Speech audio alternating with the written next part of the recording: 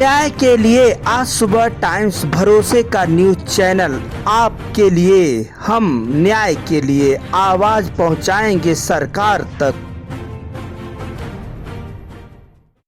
नमस्कार, मैं हूं लालचंद सोनी। आज सुबह टाइम्स में आप सभी का स्वागत। 28 जुलाई 2024 ग्रामीण पत्रकार एसोसिएशन उत्तर प्रदेश अयोध्या में यह खास बैठक पत्रकारों का सम्मेलन बुलाया गया था, जिसमें कि पूर्वांचल पत्रकार सम्मेलन अनेक जनपदों से शामिल हुए। वहीं पर यह आचार्य नरेंद्र देव सभागार फैजाबाद वार एसोसिएशन अयोध्या में यह कार्यक्रम आयोजित किया गया था।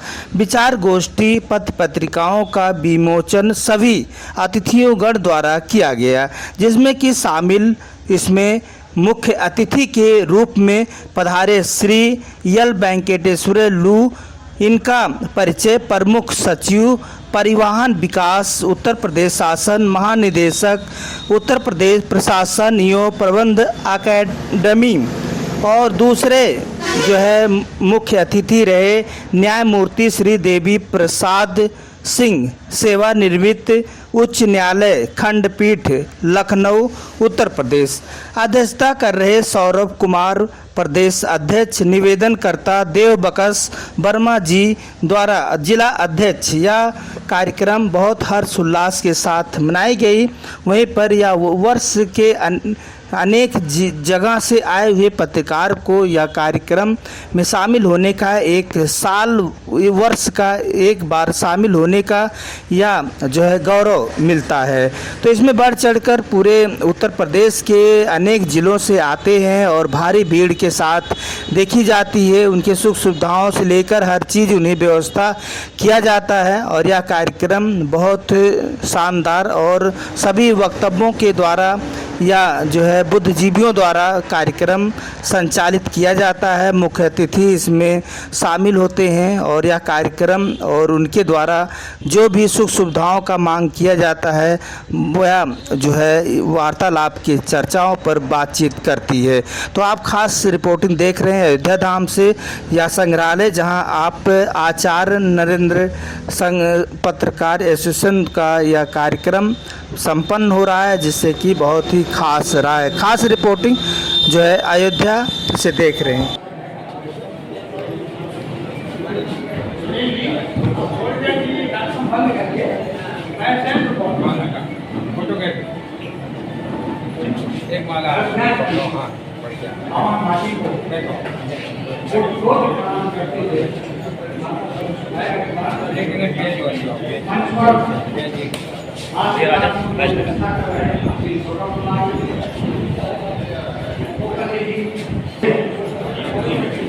हमारे प्रदेश के पदाधिकारीगण सामने उपस्थित मेरे मित्रों बेटियों,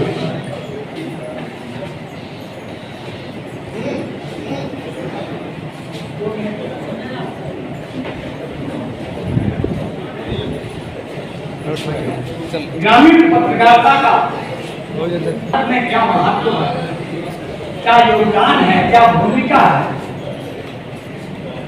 ये विषय है।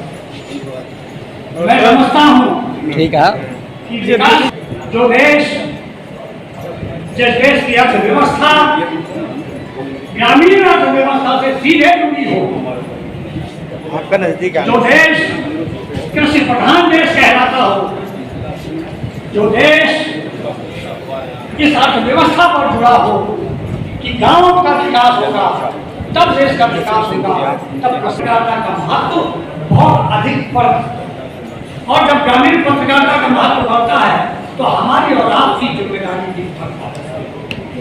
ग्रामीण पत्रकारिता की महती भूमिका है भारत के विकास में।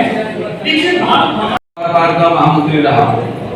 ये जब हमारे यहाँ गए बुलाया, मैंने कहा बाबा आपकी गाड़ी का पैसा हमारा, और बाबा को मैंने सम्मानित किया और हम लोगों ने आशा रखा। लेकिन आज तक एडवोकेट प्रोटेक्शन एक्ट नहीं लागू, और हम आज के दिन अपने संगठन की ओर से पत्रकार प्रोटेक्शन एक्ट लागू जितना जल्दी हो सके प्रदेश की विधानसभा से पास हो जाना चाहिए।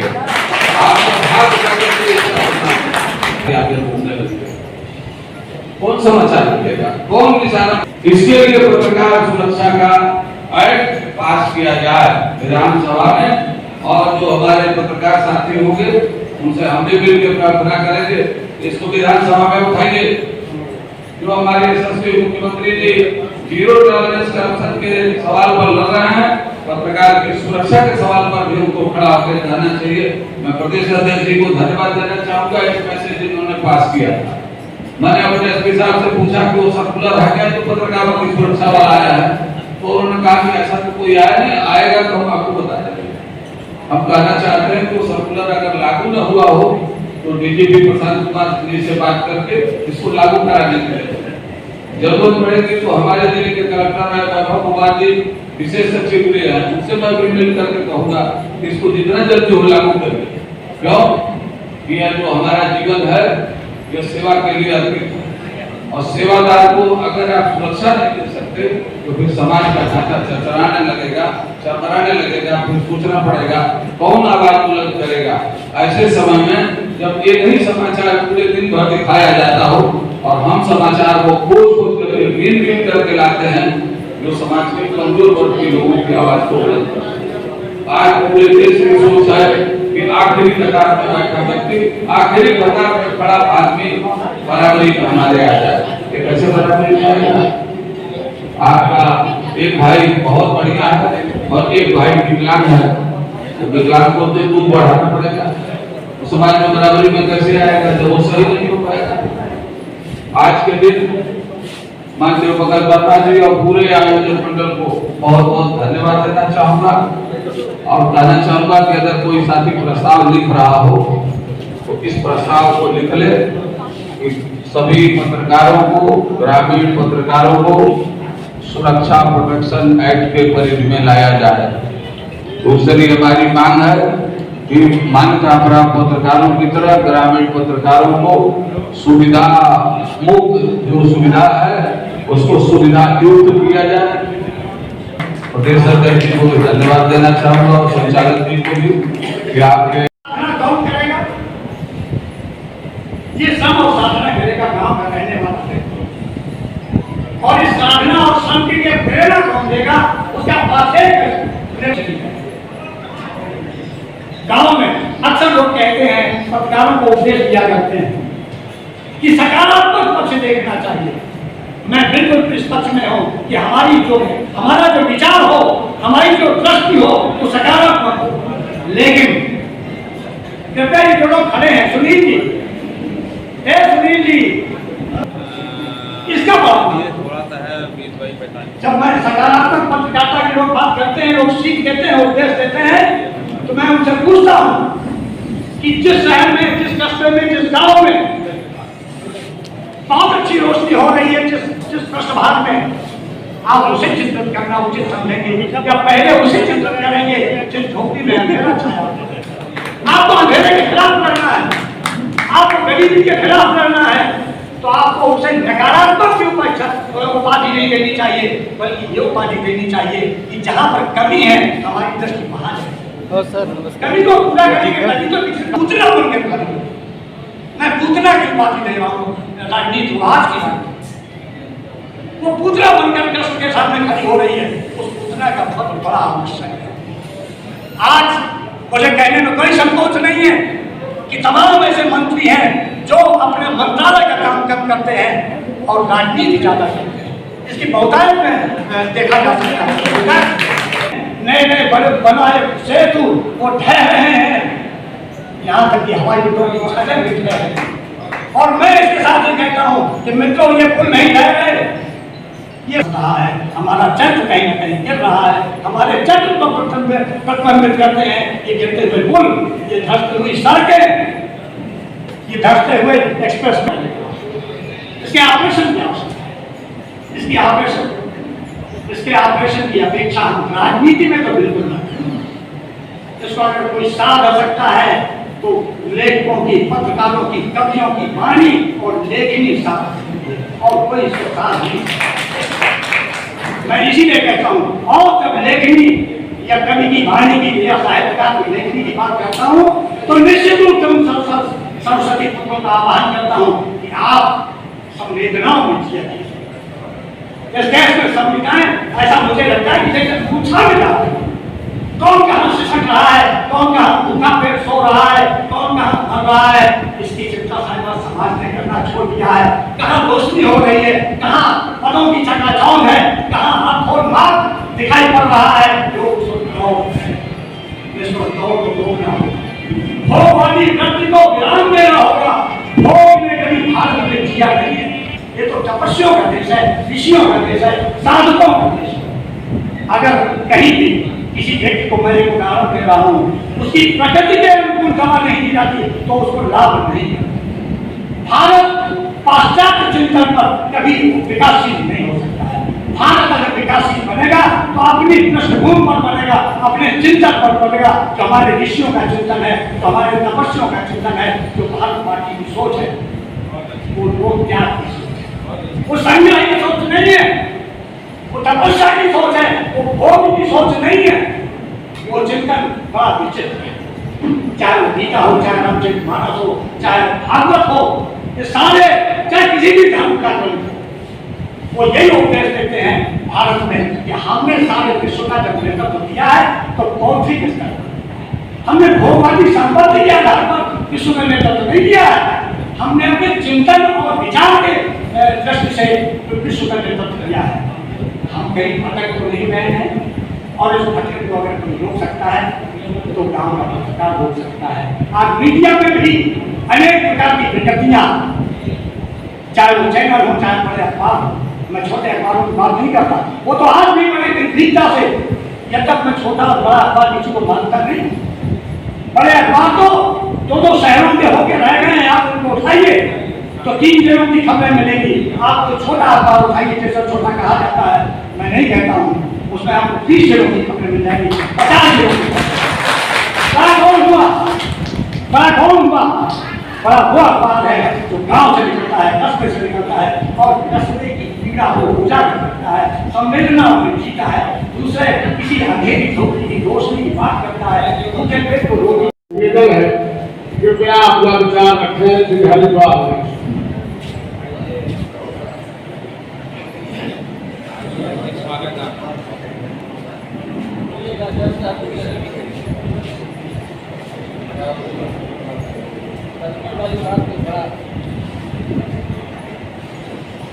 परमादरणीय मुख्य अतिथि जी, परमादरणीय विशिष्ट अतिथि जी, परमादरणीय प्रदेश अध्यक्ष जी, परमादरणीय प्रदेश उपाध्यक्ष जी, परमादरणीय प्रदेश महामंत्री जी, परमादरणीय कार्य समिति के सम्मानित समस्त साथियों, परमादरणीय सभागार में दूर दूर से चल के आए हुए सभी जिलाध्यक्ष, सभी महामंत्री, सभी कार्य समिति के सदस्य और सभी जागरूक पत्रकार साथी, भाई देव भगत वर्मा जी को बहुत बहुत धन्यवाद। ये कई दिनों से आवाज लगा रहे थे, हमने कहा देखिए हमारा चलने का कार्यक्रम आखिरी क्षण में बता देगा। गाड़ी आई, ड्राइवर आया, आ गए, नहीं आई तो गए। आज भी हम डर रहे थे, लेकिन सबसे ज्यादा शाम को मांगते हैं क्यों नहीं आए, कब नहीं आए, कैसे नहीं आए। 3 कारण बताने में भगवान राम की धरती पर क्या विदित हो रहा है, और यहाँ से नया संदेश प्रसारित होना चाहिए जी से और विशिष्ट अतिथि जी से कि हम लोग समाज के, गांव के मेड़ पर वाले साथी, कोई पंच सितारा होटल वाला या कारपोरेट जगत का पत्रकार इस संगठन में विरले मिले। अधिकतम लोग ऐसे हैं जो अपनी कमाई से अपना जीवन यापन करते हैं और दिन भर समाचार संकलित करके शाम को भेजने का काम। हमारे आदरणीय स्वर्गीय बालेश्वर लाल जी के साथ संगठन में कार्य करते हुए ओम प्रकाश गुप्ता जी उपस्थित हैं। मैं इनको बहुत धन्यवाद देना चाहूँगा कि इन्होंने कोरोना में महाराज को मात दे दी, हार्ट अटैक हुआ तो भी मात दे दी और हम लोग के बीच में उपस्थित हैं। साथियों, संगठन निश्चित तौर पर अपनी रफ्तार हो रहा है।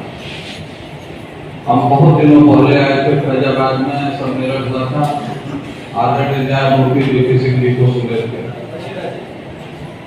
और वो सभागार कोई गांधी सभागार उसमें हुआ था। लेकिन हम जहां के तहां अपनी सुविधाओं के चलते अभी पीछे पड़े हैं।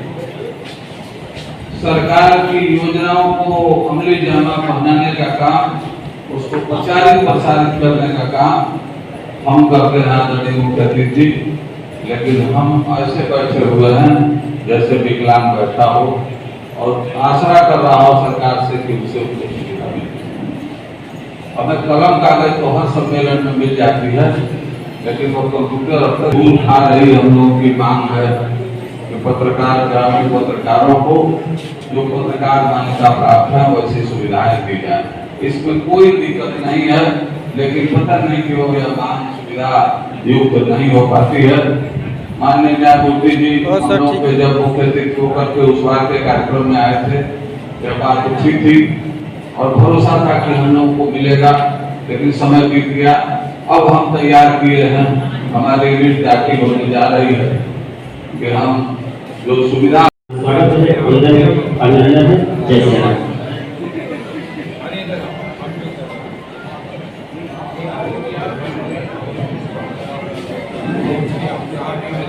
आदरणीय देवी प्रसाद उत्तर प्रदेश महामंत्री से निवेदन है कि विषय परिवर्तन पर अपने व्याख्यान देने का प्रश्न आदरणीय देवी प्रसाद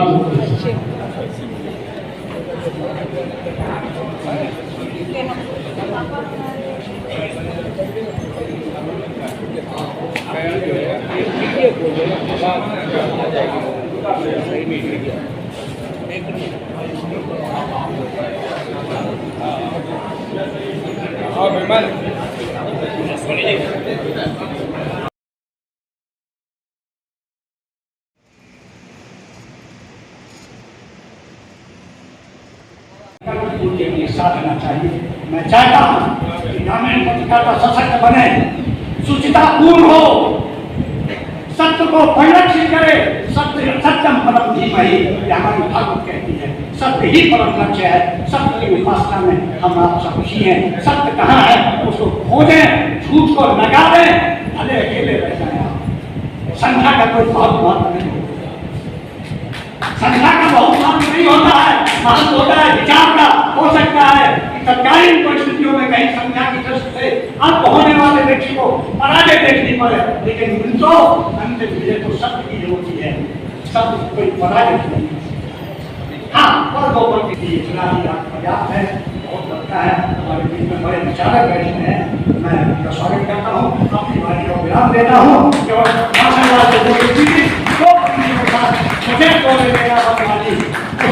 तुम देना थे भारत भूमि पर शीश चढ़ाने, जिस पथ जाए वीरने, भारत माता की जय। आप सबको जय भारत माता।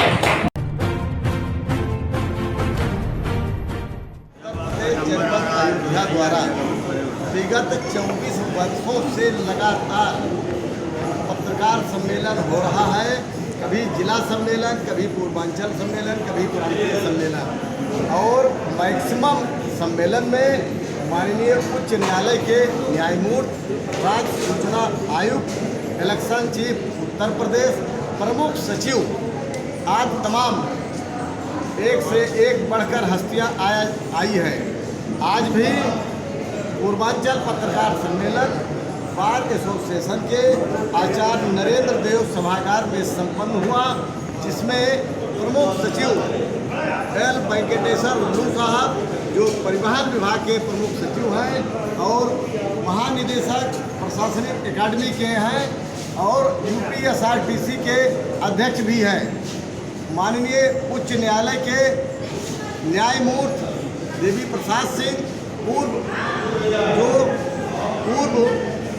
न्यायमूर्ति उच्च न्यायालय लखनऊ के हैं, वो भी शिरकत किए और प्रदेश के ज़्यादा से ज़्यादा जनपद और मंडल के पत्रकारों ने अयोध्या की धरती पर आकर के भगवान राम का दर्शन किया, यहाँ का प्रसाद ग्रहण किया।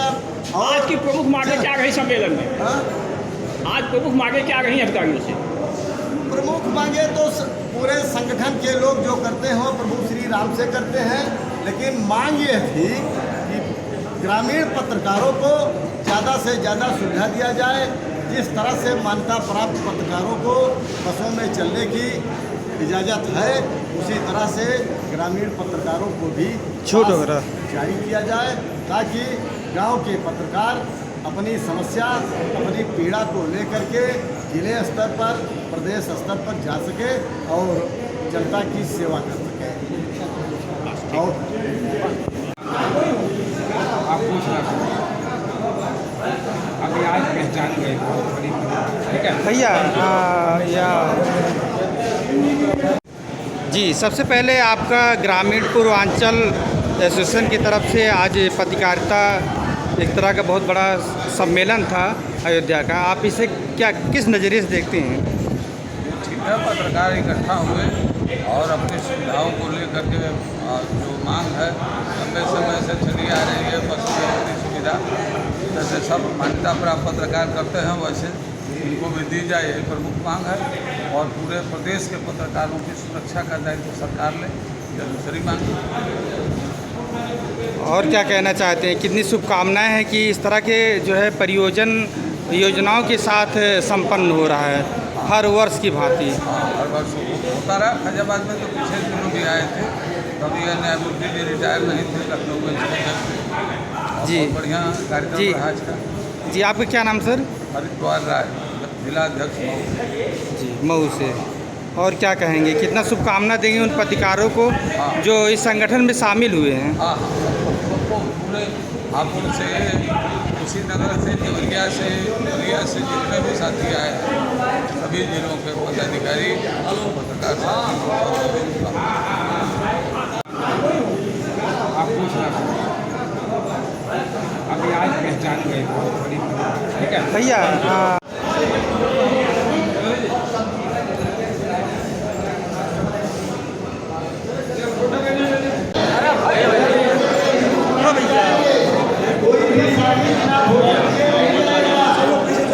पीछे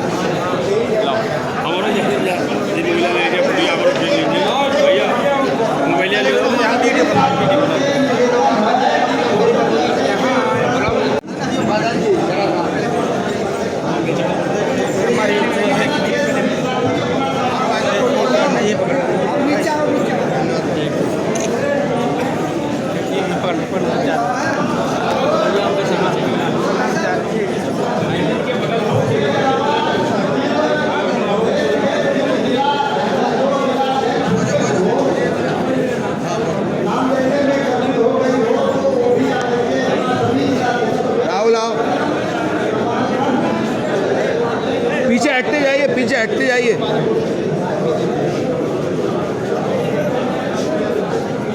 थैंक यू।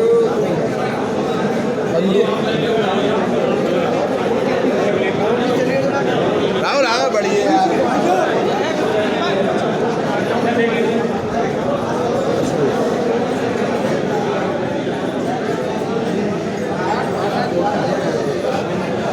एक मिनट मेरा और फोटो खींचियो।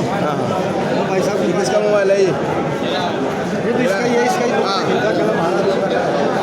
सीधा करिए, जरा ध्यान रखिए। राहुल जी, बाबू जी आ जाओ, दो जने आ जाओ। दो जने आ जाओ। राहुल इधर आगे।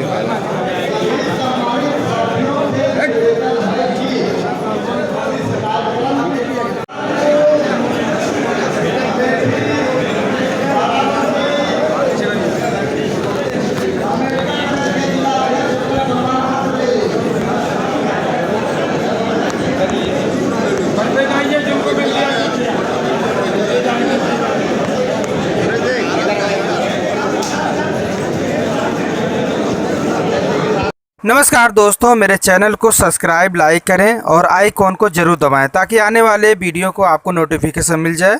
धन्यवाद।